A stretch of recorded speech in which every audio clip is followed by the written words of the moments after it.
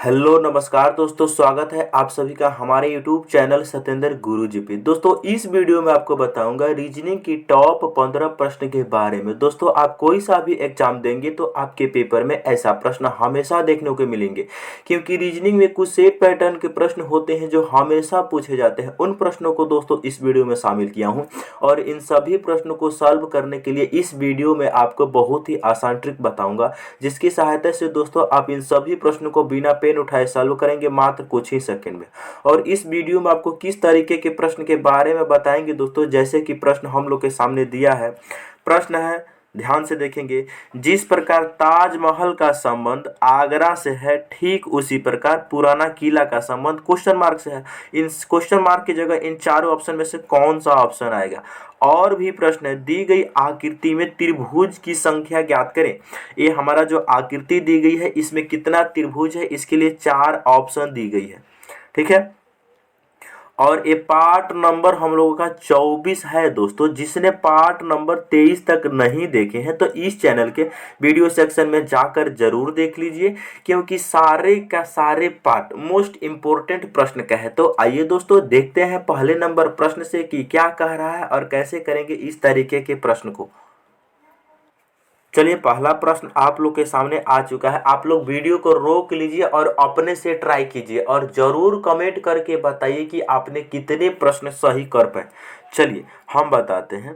यहाँ पर ए E B को 64 लिखा गया है और सी सी डी को क्वेश्चन मार्क के साथ संबंध है।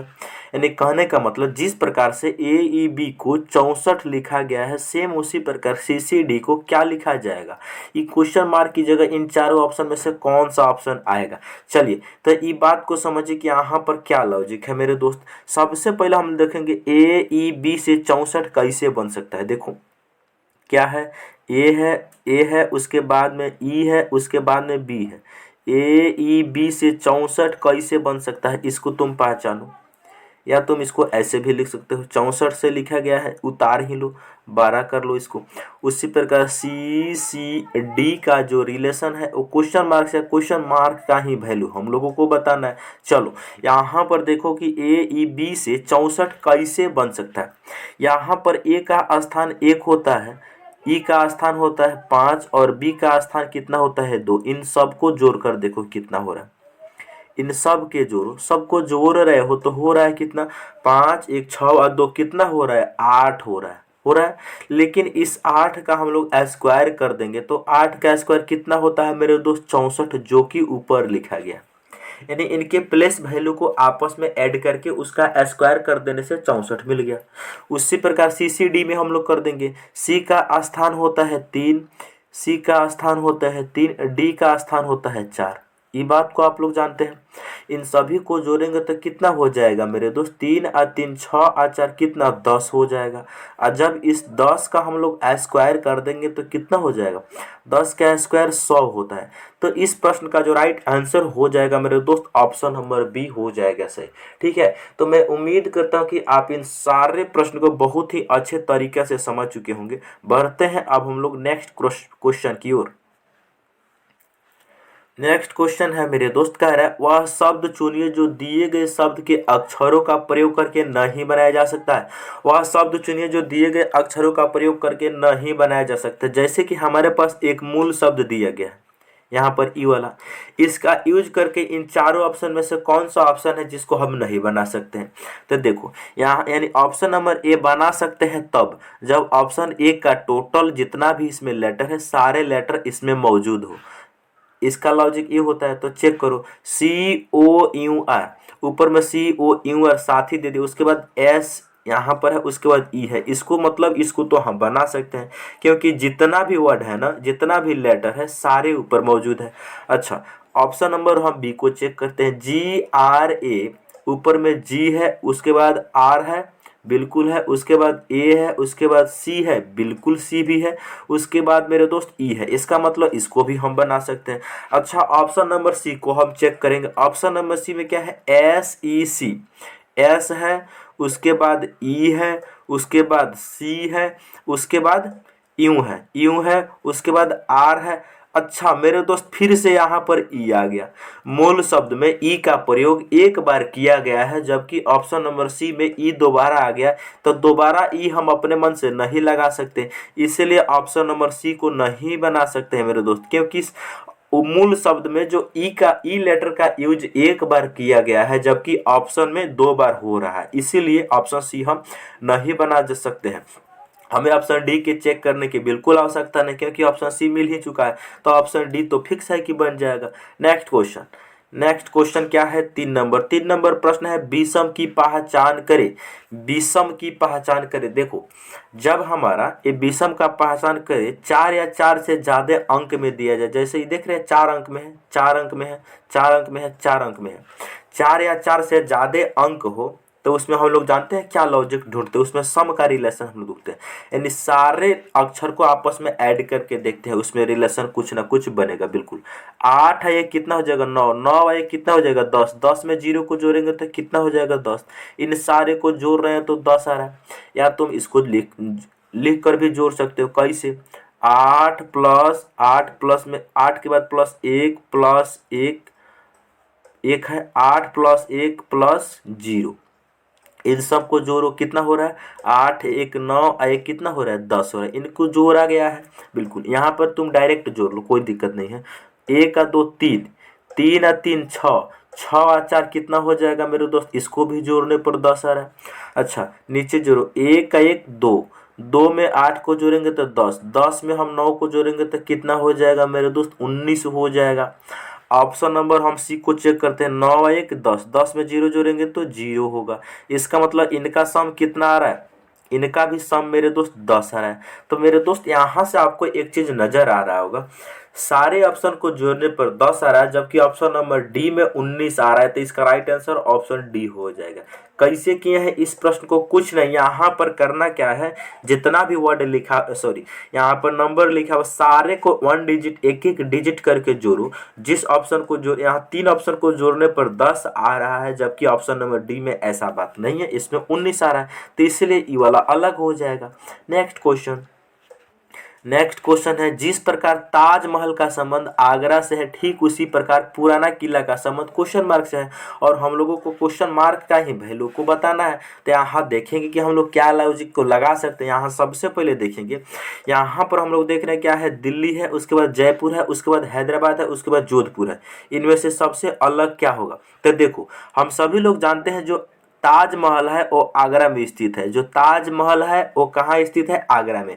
सेम उसी प्रकार जो पुराना किला है वो कहाँ स्थित है मेरे दोस्त, जो पुराना किला है वो है हमारा ऑप्शन नंबर है दिल्ली में स्थित है, क्योंकि ताजमहल आगरा में जिस प्रकार स्थित है उसी प्रकार पुराना किला कहाँ स्थित है, दिल्ली में। अच्छा मेरे दोस्त आपको मैं बता दूं, अगर आपने वीडियो को लाइक नहीं किए हैं तो लाइक कर लीजिए, और अपने चैनल पर नए आए हैं तो चैनल को बिल्कुल सब्सक्राइब करके बेल आइकन को ऑन कर लीजिए। चलिए next question very very important प्रश्न है, आपको पूछा हुआ प्रश्न है मेरे दोस्त, ठीक है। चलिए इस प्रश्न में क्या है, लुप्त संख्या ज्ञात करना है। यहाँ पर देखो, यहाँ पर क्वेश्चन मार्क की जगह क्या आएगा, यही बात को बताना है। तो सबसे पहले यहाँ पर देखेंगे कि सीरीज ऐसे चला होगा, तभी तो जाके यहाँ पर 12 नंबर मिला है, ऐसे चला होगा। बिल्कुल ये जो मैट्रिक्स है इसको ऐसे सॉल्व किया जाएगा। अगर नीचे की तरफ 12 होता तो इसको नीचे की तरफ सॉल्व करते, लेकिन मेरे दोस्त यहाँ पर इस साइड में 12 है, इसका मतलब इस सीरीज को ऐसे सॉल्व किया जाएगा, इस मैट्रिक्स को ऐसे सॉल्व किया जाएगा। तो यहाँ पर क्या लॉजिक है, ध्यान से देखेंगे। यहाँ देखो इन दोनों को आपस में गुना करेंगे तो कितना हो जाएगा, 7 गुना 7 कितना हो जाएगा 49। 49 में से जैसे ही हम 1 को घटाएंगे बिल्कुल 48 मिल जाएगा। चलिए इसको लिख कर करा देते हैं, लेकिन आप एग्जाम में ऐसा नहीं करेंगे। 7 गुना 7 कितना हो जाएगा 49, 49 माइनस 1 कर देंगे तो कितना मिल जाएगा मेरे दोस्त, 48 मिल जाएगा। अच्छा उसी प्रकार नीचे देखो, 9 गुना 5, 5 में से 0 को घटा देंगे तो 45 मिल जाएगा। कैसे देखो, 9 गुना कितना 5, 9 गुना 5 माइनस 9 गुना 5 माइनस का 0, 9 5 45 में से 0 को घटाएंगे तो कितना बचेगा मेरे दोस्त, बिल्कुल 45 बचेगा, ठीक है ना। चलिए उसी प्रकार ये बीच वाला में लग जाएगा, 11 गुना 5 माइनस 1 हो जाएगा, बस इसमें हो जाएगा 11 गुना कितना 5, 11 गुना 5 कितना हो जाएगा 55, 55 में से जैसे ही एक को हम लोग हटा देंगे तो कितना हो जाएगा मेरे दोस्त? 54। इस प्रश्न का जो राइट आंसर हो जाएगा 54। ऑप्शन नंबर डी सही हो जाएगा। Option number D 54। ठीक है मेरे दोस्त, कैसे किए हैं इस प्रश्न को? मैं उम्मीद करता हूं कि आप लोग इस प्रश्न को जरूर समझ गए होंगे। कुछ नहीं, 7 गुना 7 49, 49 माइनस 1 48, 9 गुना 5 45, 9 गुना 5 45 माइनस का 0 45, यहाँ 11 गुना 5 55, 55 का माइनस 1 कर देंगे, कितना हो जाएगा मेरे दोस्त? 54 इस प्रश्न का राइट आंसर हो जाएगा। ठीक है, तो आपने इस प्रश्न को बहुत ही अच्छे तरीका से समझ गए होंगे दोस्त। अब हम लोग बढ़ते हैं नेक्स्ट क्वेश्चन की तरफ। Question number 6। क्वेश्चन नंबर 6 है स्टार चिन्ह को हटाने के लिए सही गणितीय चिन्ह का संयोजन करें और दिए गए समीकरण को संतुष्ट करें। यहाँ पर देखो स्टार है ना, इस स्टार की जगह पर कौन सा ऑप्शन को रखा जाएगा जिसके अनुसार ये हमारा समीकरण जो है संतुष्ट हो जाए। चलेंगे तो यहाँ पर क्या है, अगर हम ऑप्शन नंबर ए सही लेते हैं तो ऑप्शन नंबर ए सही क्या कहता है कि जो समीकरण है ना, पहले ए स्टार की जगह पर भाग आएगा, उसके बाद गुना आएगा, उसके बाद प्लस आएगा। तो यहाँ देखेंगे 13, उसके बाद में क्या है? भागा है। 13 भागा 3 हो जाएगा। 13 भागा कितना? 3। 13 भागा 3, उसके बाद आ जाएगा गुना 4, उसके बाद आ जाएगा प्लस 3, आप बराबर में कितना हो जाएगा? 4। अच्छा मेरे दोस्त, आपको मैं बता दूं, मैथमेटिक्स ऑपरेशन जो रीजनिंग का चैप्टर है, इस चैप्टर में होता क्या है एक्चुअल में, इसमें 90% जो प्रश्न होते हैं वो भाग से सॉल्व हो जाते हैं, भाग वाले मेथड से सॉल्व हो जाते हैं 90%। ये बात को हमेशा याद रखेंगे। तो इसी में भाग का ट्रिक क्या कहता है, ध्यान देंगे। ये जो 13 है, ये 13 3 से पूरा पूरा भाग जाएगा। 13 को जब हम 3 से पूरा पूरा भाग देंगे तो पूरा पूरा भाग जाएगा? बिल्कुल नहीं जाएगा। तो इसका मतलब है कि ये ऑप्शन सही नहीं होगा, यानी कि 10% हो भी सकते, लेकिन पूरा का पूरा चांस है कि ये ऑप्शन को हम पहले नहीं चेक करेंगे। हम टाइम आपका ना काहे जियान करेंगे, अपना टाइम हम बिल्कुल जियान नहीं करेंगे, क्योंकि 13 जो है ना 3 से पूरा पूरा भाग ही नहीं जाएगा, तो इसको हम अभी चेक नहीं करेंगे। हम ऑप्शन बी को चेक करेंगे। ऑप्शन बी को चेक करेंगे। ऑप्शन बी में क्या है? 13। 13 के बाद में आ जाएगा माइनस कितना? 3, उसके बाद में आ जाएगा गुना कितना? 4, उसके बाद में आ जाएगा गुना 4 हो गया ना, उसके बाद में आ जाएगा प्लस कितना? तो 3। इन सभी को सॉल्व करने के बाद बराबर में 4 आ जाना चाहिए। सही बात है, तो इसको सॉल्व कर लो। अब इसको मेरे दोस्त तुम बोर्डमास के अकॉर्डिंग सॉल्व करना। बोर्डमास BODMAS, बोर्डमास क्या कहता है मेरे दोस्त? बी से ब्रैकेट जो इस प्रश्न में नहीं दिया है, ओ मतलब अप का भी इस प्रश्न में नहीं दिया है, डी मतलब डिवाइड भी इस प्रश्न में नहीं दिया गया, एम मतलब मल्टीप्लाई गुना, ए मतलब एडिशन, एस मतलब सब्ट्रैक्शन। तो सबसे पहले गुना का काम होगा, उसके बाद प्लस का काम होगा, उसके बाद माइनस का काम होगा। ये बात को हमेशा के लिए ध्यान रखिएगा मेरे दोस्त, ठीक है। इसमें क्या क्या लॉजिक है, बस सबसे पहले गुना वाला काम होगा। तो ये 13 ऐसे ही ठीक है, माइनस ये जो 13 है ना ऐसे ही ठीक है, 13 ऐसे ही ठीक है, माइनस ये हो जाएगा गुना वाला 4 दिया कितना? 12, बीच में प्लस का 3 है, आप बराबर में तो 4 देवे किया है। कलर को चेंज करते हैं, उसके बाद होगा क्या मेरे दोस्त? उसके बाद प्लस वाले को काम करते हैं। 13 में 3 को जोड़ देंगे तो कितना हो जाएगा? 16। 16 आ माइनस का 12 है, आप बराबर में ई साइड में कितना है? 4। अच्छा एक बात बताइए, 16 में से 12 जाएगा तो कितना बचेगा? 4। बराबर के ई साइड भी 4 आ गया, आप बराबर के ऊ साइड भी 4 आ गया। LHS बराबर RHS, बायां पक्ष बराबर दायां पक्ष आ गया। इसका मतलब इसका ऑप्शन बी ही सही हो जाएगा। इस प्रश्न का राइट आंसर ऑप्शन बी। कुछ भी कंफ्यूजन की बिल्कुल आवश्यकता नहीं है मेरे दोस्त, इसका राइट आंसर हो जाएगा ऑप्शन नंबर हमारा 6। ठीक है, तो बड़ा ही इंपॉर्टेंट प्रश्न है, बस आप लोग समझने का प्रयास कीजिए कितना कितना इंपॉर्टेंट प्रश्न है। चलिए अब हम लोग देखते हैं क्वेश्चन नंबर 7, नेक्स्ट क्वेश्चन की तरफ। चलिए दोस्त, आप लोगों के सामने 7 नंबर प्रश्न आ चुका है। क्या कह रहा है, ध्यान से देखिए। कह रहा है मिनट और घंटे की सुई के बीच 11 बज के यानी 10 मिनट जब समय होगा तो घंटा वाला सुई और मिनट वाले सुई के बीच बजे बना कोण का मान क्या होगा। देखो प्रश्न है, ध्यान देंगे। मिनट और घंटे की सुई के बीच 11:10 बजे बना कोण क्या मान क्या होगा। घंटा और मिनट के सुई के बीच कितना डिग्री का कोण बनेगा बताना है। तो एंगल निकालने का आपको डायरेक्ट मैं एक फार्मूला बता देता हूँ। क्या होता है, ध्यान से देखेंगे। 60H 60H difference 11M 60H 11M ध्यान दीजिए, और फैली से लिखते हैं, इधर ही लिख लेते हैं, चलो इधर ही लिख लेते हैं। एंगल बराबर क्या होता है, डायरेक्ट फॉर्मूला होता है 60H डिफरेंस।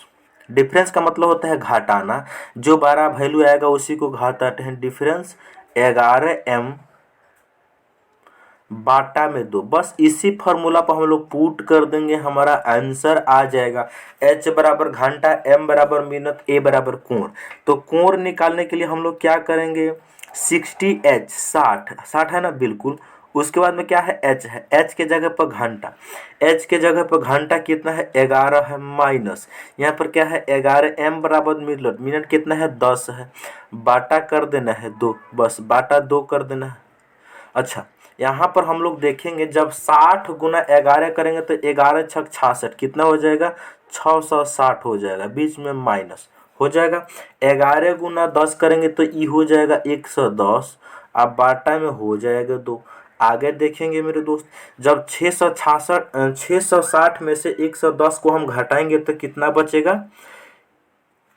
कितना बचेगा मेरे दोस्त, जीरो में से जीरो जाएगा तो जीरो, जीरो में से जीरो जाएगा जीरो, यहाँ 66 में से 11 जाएगा 55, यानी कि 550 बचेगा। लेकिन इसको 2 से हम भाग कर देंगे तो कितना बचेगा, 550 भागा 2 करेंगे तो 2 दूनी 4, 2 सत्ते 14, 2 पचे 10, यानी कि 275 डिग्री आ गया। लेकिन मेरे दोस्त मैं आपको बता दूं, क्या 275 ऑप्शन में दिया है, बिल्कुल 275 डिग्री नहीं दिया। तो हम क्या करेंगे, हम क्या करेंगे, कुछ नहीं मेरे दोस्त, एक घड़ी के सुई पे जो टोटल कोण बनता है वो 360 डिग्री का बनता है, बस इस 360 डिग्री में से घटा देंगे।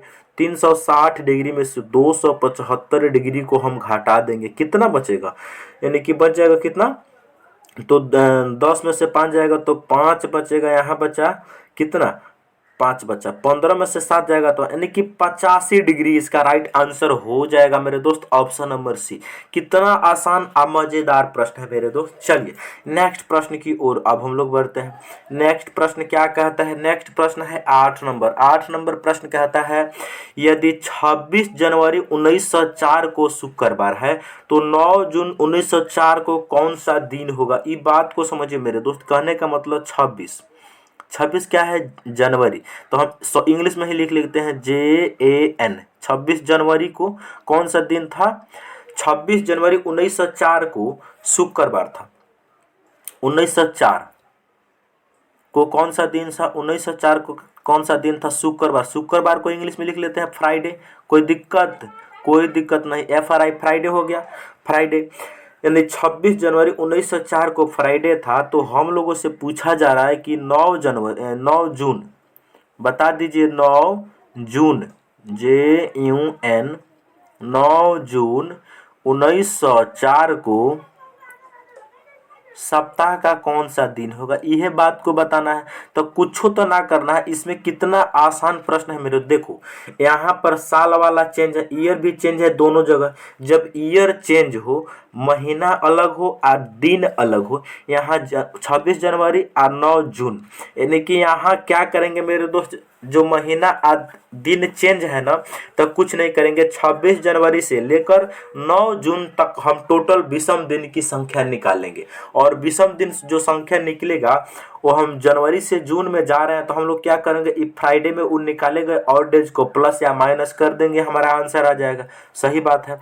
तो 26 जनवरी से 9 जून तक हम टोटल और डेज काउंट करेंगे। कैसे, सबसे पहले महीना आता है जनवरी, उसके बाद आता है फरवरी, उसके बाद आता है मार्च, उसके बाद में आता है, मार्च के बाद क्या आता है मेरे दोस्त, मार्च के बाद में आता है अप्रैल, अप्रैल के बाद में आता है मई, अब मई के बाद में आता है जून। ये बात को समझते हैं, जनवरी फरवरी मार्च अप्रैल मई जून, यहाँ तक हमको विषम दिन निकालना है। अच्छा, मैं आपको एक कंसेप्ट और बता रहा हूँ। ऐसा करने पर जो पहला महीना होता है उसमें लिखते हैं हम लोग बची हुई दिन, जो आखिरी महीना होता है उसमें हम लोग लिखते हैं दी गई तारीख। कहने का मतलब जनवरी में लिखेंगे हम बची हुई तारीख, यानी जनवरी जो महीना होता है वो 31 दिन का होता है, जिसमें हमने 26 तारीख यूज कर लिया है। तो 31 दिन का महीना होता है, 26 दिन हम घटा कर लिखेंगे। पहला महीना में लिखते हैं बची हुई तारीख, यानी 30 दिन, तो 31 में से 26 जाएगा तो कितना बचेगा मेरे दोस्त, 5 बचेगा, बीच में प्लस। अच्छा ये बताइए फरवरी 28 का है कि 29 का? मेरे दोस्त जो 1904 है ना, जो 1904 है, यहाँ पर देख रहे हैं 1904 है, इसको 4 से भागा दे रहे हैं तो ये पूरा पूरा कट जाएगा, क्योंकि लास्ट के 2 अंक पूरा पूरा 044 से जब कट जाएगा तो इसका मतलब है कि 1904 क्या है, लीप ईयर है। तो लीप ईयर है तो फरवरी कितना दिन का होगा मेरे दोस्त, 29 दिन का होगा। प्लस मार्च होता है 31 दिन का, अप्रैल जो मार्च महीना होता है वो 31 दिन का होता है, प्लस अप्रैल होता है 30 दिन का, मई होता है 31 दिन का, ठीक है। अच्छा जून, जून में क्या लिखेंगे, जून में दी गई तारीख, कितना तारीख दिया गया, 9 दिया गया, तो जून में हम लोग बस 9 लिख लेंगे, ठीक है।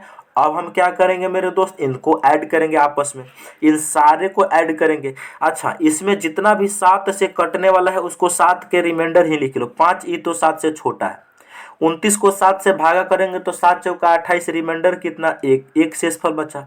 31 को 7 से भागा करेंगे तो 7 चौका 28, यहाँ भी 3 शेषफल बचा। यहाँ 30 को 7 से करेंगे तो 2 बचेगा, यहाँ 31 को करेंगे तो 3 बचेगा, यहाँ मेरे दोस्त 9 को करेंगे तो 7 कम 7, यहाँ 2 बचेगा।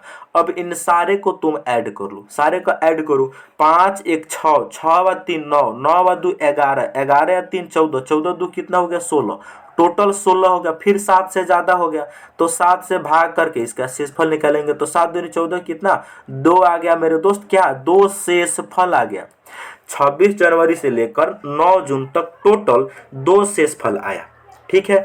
अब जो निकाले गए शेषफल 2 है, ये प्लस का आया है तो इसमें हम फ्राइडे में क्या करेंगे मेरे दोस्त, +2 कर देंगे, फ्राइडे में +2 कर देंगे। तो फ्राइडे में, यानी फ्राइडे मतलब शुक्रवार में 2 दिन हम प्लस करेंगे तो कितना हो जाएगा, शनिवार रविवार। इसका राइट आंसर हो जाएगा रविवार, ऑप्शन नंबर सी हो जाएगा करेक्ट आंसर, ठीक है मेरे दोस्त। तो मैं उम्मीद करता हूं कि आप लोग इस प्रश्न को जरूर समझ लिए होंगे और इस तरीके के प्रश्न आएगा तो आप एग्जाम में जरूर सॉल्व भी कर लेंगे। चलिए नेक्स्ट क्वेश्चन की ओर अब हम लोग चलते हैं। नेक्स्ट क्वेश्चन है श्रृंखला को पूरा करें। यहाँ पर जो हमारे पास ये सीरीज है, इस सीरीज में देखना है मेरे दोस्त क्या है, 5 17 उसके बाद 53 है, उसके बाद क्वेश्चन मार्क, उसके बाद 485 में बताना कि क्वेश्चन मार्क की जगह क्या आएगा। क्या है लॉजिक, लॉजिक को पहचानने से पहले 5 से 17 कैसे बना है, उसके बाद मेरे दोस्त 53 है, उसके बाद क्वेश्चन मार्क है और उसके बाद में क्या है 485 है। तो यहाँ पर लॉजिक क्या लगेगा मेरे दोस्त, बस आप तरीके को समझिए। यहाँ पर क्या लॉजिक है, ये बात को सबसे पहले समझना है कि यहाँ पर 5 से 17 कैसे बना सकता है, 5 से 17 कैसे बन सकता है इसको तुम जांचो।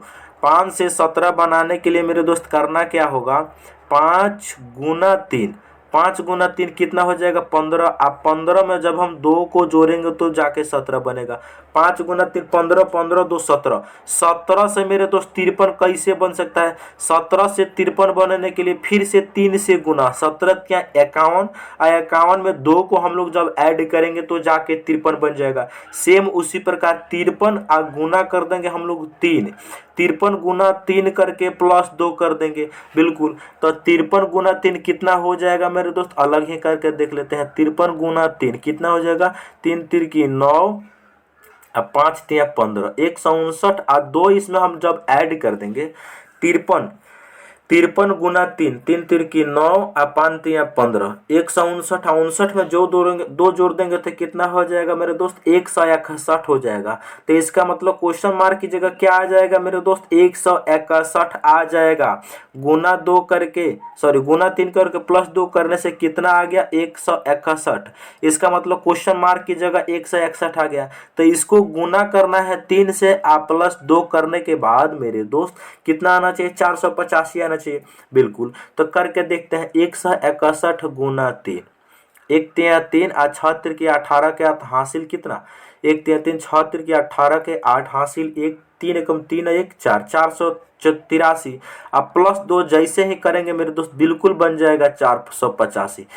इसका मतलब है कि क्वेश्चन मार्क की जगह क्या आएगा मेरे दोस्त, 161, ऑप्शन नंबर बी हो जाएगा इसका राइट आंसर, ठीक है। बिल्कुल आसान प्रश्न है मेरे दोस्त, बिल्कुल। यहाँ पर 161 हो जाएगा। इसमें लॉजिक क्या है, गुना 3 +2, गुना 3 +2, गुना 3 +2, बिल्कुल।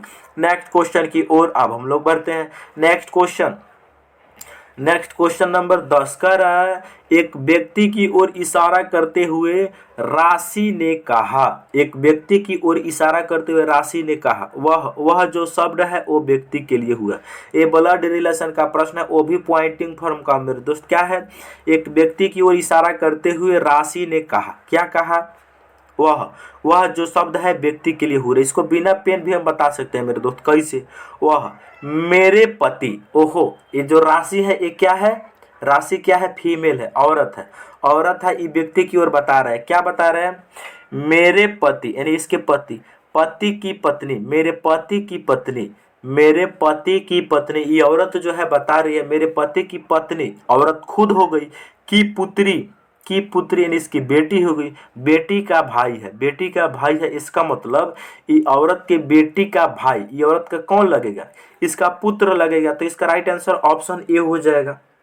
एक बार और समझिए कैसे हम बताए हैं। देखो, एक व्यक्ति की ओर इशारा करते हुए राशि ने कहा, क्या कहा? वह शब्द जो है व्यक्ति के लिए हो रहा है। यहाँ से देखो, मेरे, जो मेरे वर्ड है ये राशि अपने लिए कर रही है, मेरे पति की पत्नी, मेरे पति की पत्नी खुद राशि हो गई, यानी मेरे पति की पत्नी खुद राशि हो गई।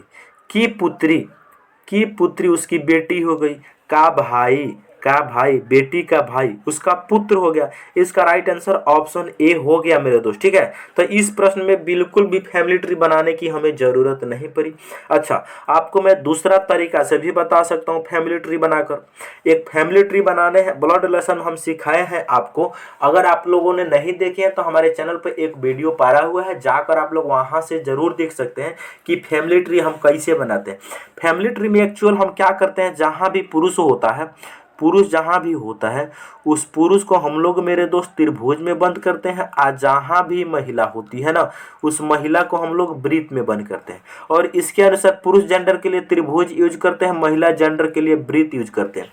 चलिए, तो इस पॉइंट से भी इसको हम समझा देते हैं आपको। क्या है? वह मेरे जो वर्ड है वो लड़की अपने लिए कर रही है। मेरे, ये महिला है तो इसको बंद करेंगे हम, ये महिला, यानी महिला है तो इसको हमने वृत्त में बंद किया। मेरे पति, इसके बनाना है सबसे पहले पति, इसके बनाना है पति, तो इसके बीच में एक प्लस का सिंबल लगा के बना दो पति। मेरे पति, बिल्कुल मेरे पति, पति की पत्नी, ये जो मेरे वर्ड है यही हो गई। क्या? यही हो गई वो पत्नी। पत्नी की पुत्री, इसकी पुत्री हो गई, ई वाला पुत्री। पुत्री का भाई है, यानी इसकी भाई है। ठीक है, इसके भाई है। ई कौन? ई भाई जो है यही है वो आदमी। ई कौन है? ई है राशि। तो ये बताइए, जो ई आदमी है इसका कौन है? इसका बेटा नहीं है, बिल्कुल बेटा है। इसका राइट आंसर ऑप्शन ए हो गया मेरे दोस्त, क्योंकि इसकी बेटी है, अब बेटी का भाई इसका बेटा ही हो गया ना। हम फैमिली ट्री कैसे बनाते हैं आप लोग जरूर जाकर उसको देखिए। चलिए, नेक्स्ट क्वेश्चन 11 नंबर प्रश्न कह रहा है, एक विशिष्ट कूट भाषा में जैसे टैब को 20 तथा रैट को 36 लिखा जाता है, तो इस कोड में डॉग को किस प्रकार लिखा जाएगा? तो सबसे पहले मेरे दोस्त यहाँ पर क्या करेंगे, जैसे TAB, टैब को उसने 20 कैसे लिखा है? 20 लिखा है। ठीक है, उसके बाद उसने क्या किया है? उसके बाद उसने किया है RAT, रैट को उसने क्या कोड किया है? रैट को उसने 36 लिखा है। और हम लोगों से क्या पूछ रहा है मेरे दोस्त? हम लोगों से पूछ रहा है तो DOG ऊपर ही लिख लेते हैं। चलो, DOG डॉग का कोड क्या होगा बताना है। DOG डॉग का कोड क्या होगा? चलिए, तो यहाँ पर क्या लॉजिक है, बस इस तरीका को समझते हैं। यहाँ पर तरीका को समझते हैं मेरे दोस्त। सबसे पहले आपको मैं बता दूं यहाँ पर क्या लॉजिक लगेगा। टी का क्रमांक कितना होता है? 20 होता है। टी का क्रमांक 20 होता है। ए का क्रमांक कितना होता है? 1 होता है। बी का क्रमांक कितना होता है? 2 होता है। अगर इन सबको हम आपस में ऐड करें तो कितना हो जाएगा? 20 1 21, 21 2 23, टोटल हो जाएगा 23। लेकिन 23 से हम लोगों को बनाना है 20। इनके प्लेस वैल्यू को जब हमने ऐड किया तो टोटल बना 23, लेकिन 23 से हम लोग को 20 बनाना है। तो 23 से 20 बनाने के लिए -3 कर देंगे, 23 में से तो 20 बन जाएगा। सही बात है। उसी प्रकार रैट को 36 कोड किया तो आर का जो स्थान होता है क्या होता है? 18। ए का स्थान होता है 1। टी का स्थान जो होता है कितना होता है? 20। इसको तुम ऐड करो। इन सारे को जब ऐड करोगे तो कितना हो जाएगा, 18 गो 20 गो कितना हो जाएगा, 38 गो, 38 गो एगो कितना हो जाएगा मेरे दोस्त, इनको ऐड करने के बाद 39 आ रहा है। 39 से फिर 36 बनाने के लिए -3 करना होगा। सिमिलरली यहाँ पर देखेंगे, सिमिलरली डी का स्थान 4 हो जाएगा, ओ का स्थान 15 हो जाएगा, जी का स्थान कितना हो जाएगा, 7। इन सारे को जब हम ऐड करेंगे तो कितना हो जाएगा, इन सारे को ऐड करेंगे तो 15 4 19, 19 और 7 कितना हो जाएगा, 26 हो जाएगा। लेकिन 26 में से 3 घटा देंगे तो कितना हो जाएगा मेरे दोस्त, 23। तो इस प्रश्न का right answer 23 option number B हो जाएगा सही। कितना आसान और मजेदार प्रश्न है मेरे दोस्त, कैसे करना है इस तरीके के प्रश्न को आप लोग जरूर समझ लिए होंगे। चलिए नेक्स्ट क्वेश्चन की ओर अब हम लोग बढ़ते हैं। नेक्स्ट क्वेश्चन 12 नंबर प्रश्न है, कथन और निष्कर्ष से लिया गया है। क्या कह रहा है, सभी टूल क्या है, हार्डवेयर है। सभी टूल, टूल को हम टी से डिनोट करते हैं, सभी टूल्स क्या है, हार्डवेयर है, तो ये हार्डवेयर के भीतर आ जाएंगे। चलो नीचे और बनाते हैं, सभी टूल्स, टूल्स को हम टी से डिनोट करते हैं, सभी टूल्स क्या है, हार्डवेयर, और हार्डवेयर को हम एच से डिनोट करते हैं। सभी टूल्स हार्डवेयर है, सभी टूल्स क्या है, हार्डवेयर है। अच्छा, सभी हार्डवेयर मेटालिक है, सभी हार्डवेयर क्या है, सभी हार्डवेयर क्या है, मेटालिक है। T4 क्या, हमने टूल्स, सभी टूल्स हार्डवेयर है, इसको बना लिए। इसके बाद सभी हार्डवेयर मेटालिक है, सभी हार्डवेयर क्या है, मेटालिक, तो मेटालिक को हम M से डिनोट करते हैं, तो सभी हार्डवेयर मेटालिक है।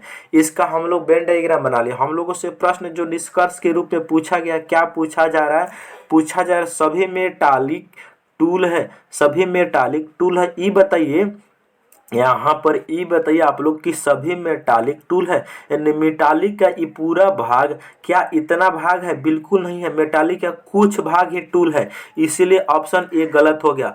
दूसरा हम लोगों से पूछा गया है सभी टूल मेटालिक है, सभी टूल मेटालिक है। यहाँ देखो सभी टूल मेटालिक है, सभी टूल मेटालिक है, बिल्कुल सही। यानी कि ये जितना भी टूल है ना, टूल का भाग कितना है, इतना। इस सारे का सारे टूल जो है मेटालिक के भीतर आ रहा है, इसका मतलब इसका राइट आंसर हो जाएगा ऑप्शन। और ये दूसरा निष्कर्ष तो सही है, क्योंकि सारे का सारे टूल्स क्या है, मेटालिक के भीतर आ रहे हैं। तो इसका मतलब दूसरा निष्कर्ष सही है, पहला निष्कर्ष गलत है। तो इसका ऑप्शन कौन सा सही हो जाएगा, केवल निष्कर्ष 2 अनुसरण करता है। ऑप्शन नंबर 2, केवल निष्कर्ष 2 अनुसरण करता है। ठीक है, तो इसका राइट आंसर हो गया मेरे दोस्त ऑप्शन 2 बी। चलिए नेक्स्ट प्रश्न, नेक्स्ट प्रश्न क्या है, नेक्स्ट प्रश्न है दी गई उत्तर आकृति में, सॉरी कलर को चेंज करते हैं।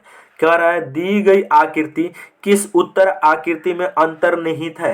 दी गई आकृति, जो ये आकृति दी गई है, ये कौन सी उत्तर आकृति में छिपी हुई है, अंतर्निहित है, अंदर छिपा हुआ है।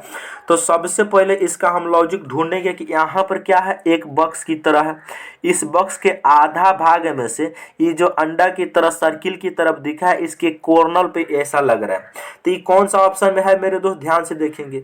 यहाँ पर तो ई वाला तो है, बिल्कुल है, सर्कल भी है, लेकिन ये जो लाइन है ना, ये जो लाइन है, ध्यान से देखो, ये जो लाइन है सर्किल के बीच वाले पार्ट में आ गया है, यहाँ पर आ गया है, इसीलिए ऑप्शन ए हो ही नहीं सकता। अच्छा, ऑप्शन सी में तो ऐसा दिख ही नहीं रहा, ऑप्शन सी में ऐसा दिख ही नहीं रहा, और ऑप्शन नंबर बी में, ऑप्शन नंबर डी में भी ऐसा नहीं दिख रहा, इसीलिए डी गलत। बादशाह क्या, ऑप्शन नंबर बी यही हो गया इसका राइट आंसर। देखो यहाँ पर ई वाला बॉक्स हो गया, यहाँ पर हो गया। चलो, और यहाँ पर जो लाइन बीच में से खींच के ला गए त्रिभुज के, यहाँ पर ये लाइन जो खींच के ला के सर्किल के कोना पे मिला दिया है। देखो ये जो लाइन ऐसे गया है, ऐसे यहाँ पर आ गया है, तो इसका ऑप्शन बी में ये आकृति छिपा हुआ है। देख रहे हो, ये जो लाइन आया है, लेकिन आने के बाद यहाँ पर ऐसे मिल गया है, कॉर्नर पे मिल रहा है सर्किल का, तो सर्किल का कॉर्नर पर ही तो चाहिए। तो इसका मतलब ये ऑप्शन बी में छिपा हुआ है। चलिए नेक्स्ट क्वेश्चन, नेक्स्ट क्वेश्चन बड़ा ही मजेदार प्रश्न है और इम्पोर्टेंट भी है मेरे दोस्त। एसएससी सीजीएल ने इस प्रश्न को पूछा है। यहाँ पर क्या करे, दी गई आकृति में त्रिभुज की संख्या काउंट करना है। दी गई आकृति में त्रिभुज की संख्या काउंट करना है। कैसे करेंगे इस तरीके के प्रश्न को, ध्यान से देखिए। आपको सबसे पहले बताता हूँ, अगर इस वाले त्रिभुज में केवल इतना फिगर होता केवल इतना फिगर होता तो इसमें टोटल कितना त्रिभुज होता। ये जो लाइन है इसको हम थोड़ा देर के भूल जाते हैं। ये जो लाइन है ये अगर नहीं होता तो इस वाला आकृति ऐसा बनता। तो इसमें टोटल कितना त्रिभुज होता मेरे दोस्त, इसको कैसे काउंट करेंगे ध्यान से देखिए। इसको काउंट करेंगे हम सिंपल भाषा में, एक त्रिभुज ई बना, दूसरा त्रिभुज ई बना, तीसरा त्रिभुज ई बना, चौथा त्रिभुज ई बना, पांचवा त्रिभुज ई बना, छठा त्रिभुज ई बना। 6 त्रिभुज तो छोटे छोटे हैं, बिल्कुल सही। अच्छा, एक ई 12 वाला त्रिभुज है ना, एक ई 12 वाला त्रिभुज है, 7 हो गया। एक जस्ट ई वाला त्रिभुज है, कितना हो गया, 8 हो गया। यानी इसमें टोटल कितना त्रिभुज होता मेरे दोस्त, 8 त्रिभुज होता इस वाले में। अगर मेरे दोस्त ये लाइन नहीं होता तो इसमें टोटल कितना त्रिभुज होता, 8 त्रिभुज होता कि नहीं, बिल्कुल 8 होता। उसके बाद प्लस ये जो लाइन जैसे ही हमने खींचा, इसको खींचने के बाद हमारे पास कुछ नए त्रिभुज और बन गए। कौन कौन से, ध्यान से देखिए। यहाँ पर नए त्रिभुज कौन कौन से बने आपको मैं बताता हूँ। यहाँ देखो, जैसे ही लाइन को हम पार्ट पार्ट खींच के काउंट कराते हैं, देखो आपको एक कंसेप्ट हमने बताया है बहुत सारे वीडियो में कि अगर इस प्रकार के हमारे पर बेसिक आकृति है और एक लाइन खींचा हुआ तो इसमें त्रिभुज कैसे काउंट करते हैं। ये पहला त्रिभुज, ये दूसरा त्रिभुज और ई वाला एक मिलाकर तीसरा त्रिभुज, इसमें 3 त्रिभुज होते हैं। और इसका डायरेक्ट ट्रिक होता है कि इसको नंबरिंग करके इसको आपस में हम ऐड कर देते हैं तो 1 और 2 3 हो जाएगा। यानी इसमें 3 त्रिभुज हो जाता है, जिसमें इस बारे वाले को भी काउंट किया जाता है, तब जाकर 3 त्रिभुज होता है। चलो, तो इसको जब जानते हैं तो मेरे दोस्त इस वाले आकृति में टोटल 8 त्रिभुज आपने निकाल लिया। जैसे ही यहाँ से हमने ये लाइन खींचा तो ये बताइए ऊपर कैसा त्रिभुज बना, ऊपर ऐसा त्रिभुज बना, बिल्कुल बना। तो इसमें टोटल कितना त्रिभुज होंगे, 3 त्रिभुज होंगे। लेकिन ऑलरेडी मेरे दोस्त ये वाला पार्ट को हमने काउंट कर चुका है। इस 8 में ऑलरेडी इसको पहले हमने काउंट कर लिया है, इसको पहले ऑलरेडी हम 8 में काउंट कर चुके हैं। तो यहाँ 3 आ रहा है तो हम लेंगे कितना मेरे दोस्त, 2 लेंगे, प्लस का 2 प्लस। अब देखो, जैसे ही इस लाइन को हमने यहाँ से लेकर यहाँ तक बढ़ाया, इस लाइन को यहाँ से लेकर यहाँ तक बढ़ाया, तो क्या कुछ और नया त्रिभुज बना, बिल्कुल बना। कौन कौन सा, एक बना त्रिभुज बाएं बगल में बना, एक त्रिभुज बाएं बगल में, एक त्रिभुज बना दाएं बगल में, बन रहा है कि नहीं, एक बाएं बगल में बना, एक बना दाएं बगल में बना।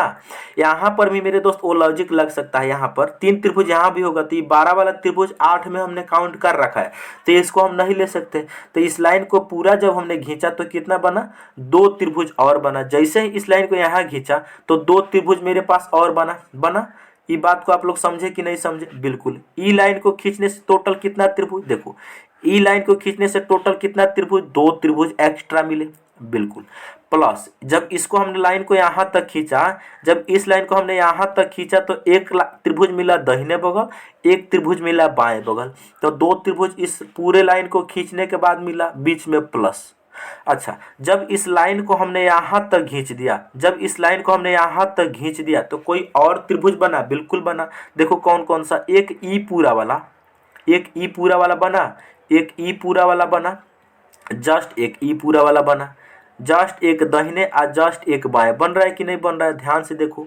तो यहाँ से कितना बना त्रिभुज, यहाँ से 2 त्रिभुज और बना, 2 त्रिभुज और बना। कैसे मेरे दोस्त, ध्यान से, एक ई वाला बना कि नहीं बना, एक ई वाला बना, जस्ट एक ई वाला बना इसके बाएं बगल में, जस्ट बाएं बगल भी तो एक बन रहा है, बिल्कुल। तो 2 त्रिभुज आ गया मेरे दोस्त, यहाँ से 2 त्रिभुज आ गया, यहाँ से बीच में प्लस।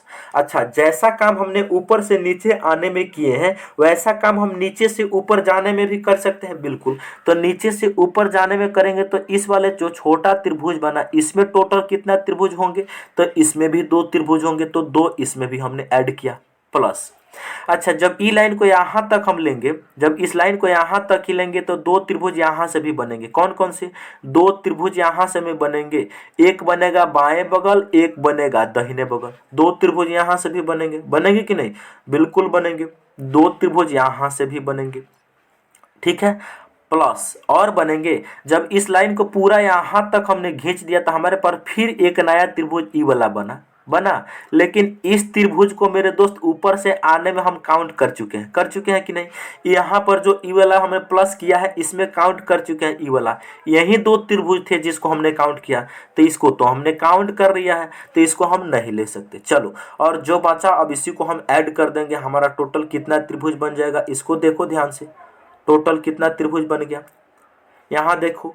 तो ये हो जाएगा 2 2 4 2 6 2 8 2 10 10 8 कितना 18 त्रिभुज बनेंगे इस आकृति में, टोटल 18 त्रिभुज बनेंगे। कितना आसान मजेदार प्रश्न है मेरे दोस्त। बिल्कुल भी आप लोग इसको जरूर इसको कमेंट करके बताइएगा कि इसमें समझ आया कि नहीं। अगर किसी भी भाई को समझ में नहीं आया तो आप कमेंट करके जरूर पूछ सकते हैं।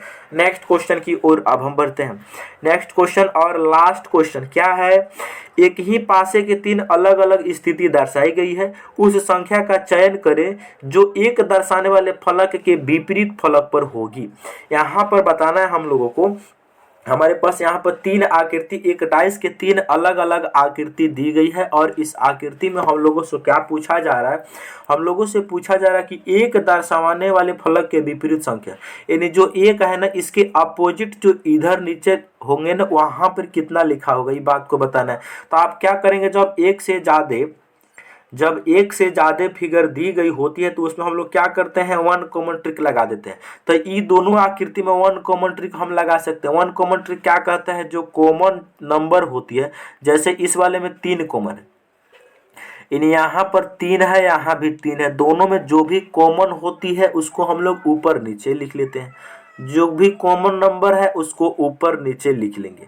पहली आकृति में कॉमन को लिखने के बाद क्लॉक बाई डायरेक्शन में घूमेंगे तो 3 के बाद में 2 आएगा, 2 के बाद में 1 आएगा, 3 के बाद में क्या आएगा मेरे दोस्त, 2 आएगा, और 2 के बाद में क्या आएगा, तो 1 आएगा। दूसरी आकृति में 3 के बाद क्लॉक वाइज हम लोग घूमेंगे तो 3 के बाद में क्या आएगा, 3 के बाद में 4 आएगा, और 4 के बाद में 5 आएगा। ठीक है, अच्छा ऐसा करने से मेरे दोस्त, ऐसा करने से हम लोगों को जानते हैं क्या मिलता है, ये दोनों एक दूसरे का ऊपर नीचे जो आता है ना, जो एक दूसरे का ऊपर नीचे आते हैं वो एक दूसरे का अपोजिट हो जाते हैं। तो 1 का अपोजिट 5 हो गया, 2 का अपोजिट 4 हो गया, 4 का अपोजिट 2 हो गया, 1 का अपोजिट 5, 5 का अपोजिट 1, 2 का अपोजिट 4, 4 का अपोजिट 2। और कौन सा नंबर है जो नहीं दिख रहा, 6, 6 नहीं दिख रहा, इसका मतलब 6 का अपोजिट 3, 3 का अपोजिट 6। लेकिन हम लोगों से क्या पूछा गया है, 1 के अपोजिट, तो ये बताइए 1 का अपोजिट क्या आया है, 5 आया है, जो कि ऑप्शन नंबर सी में दिया गया है मेरे दोस्त। तो इसका राइट आंसर ऑप्शन सी हो जाएगा। चलिए, तो मैं उम्मीद करता हूं कि आप लोग सारे प्रश्न को बहुत ही अच्छे तरीके से समझ गए होंगे। यदि आप हमारे चैनल पर पहली बार आए हैं तो चैनल को जरूर सब्सक्राइब करें और साथ ही बेल आइकन को ऑन कर लीजिए, ताकि मैं जब भी वीडियो डालूं तो नोटिफिकेशन सबसे पहले आपके पास पहुंचे। ओके दोस्तों, मिलते हैं अगले वीडियो में। जय हिंद।